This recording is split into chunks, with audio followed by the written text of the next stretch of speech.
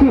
আমাদের রাজ্যের মন্ত্রীরাও গর্ব করে গোটা দেশে বলে বেড়ায় যে পশ্চিমবঙ্গ একমাত্র রাজ্য যেই রাজ্যে মহিলা মুখ্যমন্ত্রী রয়েছে, কিন্তু কোন জাদু বলে সেই রাজ্যে একের পর এক ধর্ষণ, নারী সম্মান ভুলণ্ঠিত হচ্ছে। বন্ধু মনে রাখবেন, আমাদের দেশে আমাদের ভারতীয় দর্শনে একটি কথা বলা হয়, ইয়াত্রা নারস্ত পূজ্যন্তে মন্ত্রে তত্ত্ব দেবতা। যেখানে নারীরা উপস্থিত থাকে সেখানে দেবী দেবতারা পূজিত হন।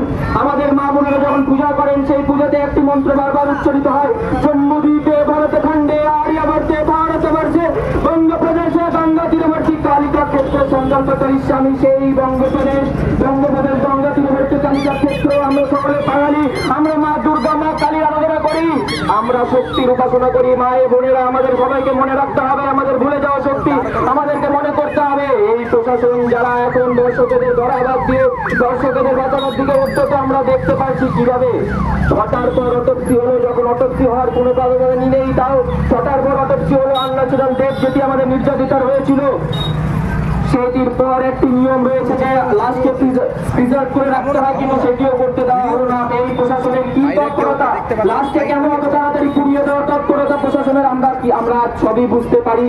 কি করে তথ্য প্রমাণ লোপাটের চেষ্টা করে আসছে এই প্রশাসন আমরা দেখতে পাচ্ছি। দিনের পর দিন একই ঘটনা। আরজিকর আজ 1 মাস হতে চললো প্রায়। আরজিকরের ঘটনা ঘটে গিয়েছে গত 9 তারিখ আগস্টে। এরপরও কত ঘটনা ঘটলো। আমরা বুনিয়াদপুরে এক আদিবাসী মেয়েকে কিভাবে গণধর্ষণ করা হলো। আমাদের রায়গঞ্জের বাহিন অঞ্চলে আরেকটি মুখোমুখির মেয়েকে, যে বলতে পারে না শুনতে পারে না, সেই মেয়েকে কিভাবে ফেলে গণধর্ষণ করা হলো আমরা দেখতে পারলাম। আমাদের এখানে দাঁড়িয়ে বক্তব্য অনেক হলো, অনেক ধর্ষণ দেখলাম আমরা।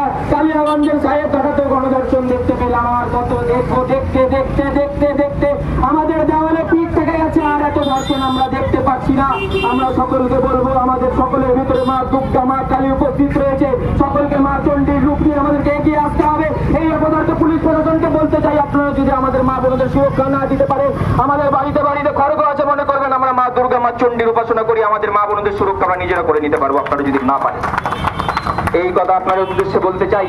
আজকে সকলকে বলতে চাই, শতগুণমত্ত জনতাকে বলতে চাই, সকল সাধারণ নাগরিককে বলতে চাই, রাজনৈতিক দল মত নির্বিশেষে সকল রাজনৈতিক ব্যানার পতাকাকে ফেলে রেখে ভারতের জাতীয় পতাকাকে হাতে রেখে শুধুমাত্র ভারত মাতা কি জয় স্লোগানকে সামনে রেখে আমাদেরকে একে একে হাতে হাত মিলিয়ে পায়ে পা মিলিয়ে ঐক্যবদ্ধ সংঘবদ্ধ হতে হবে।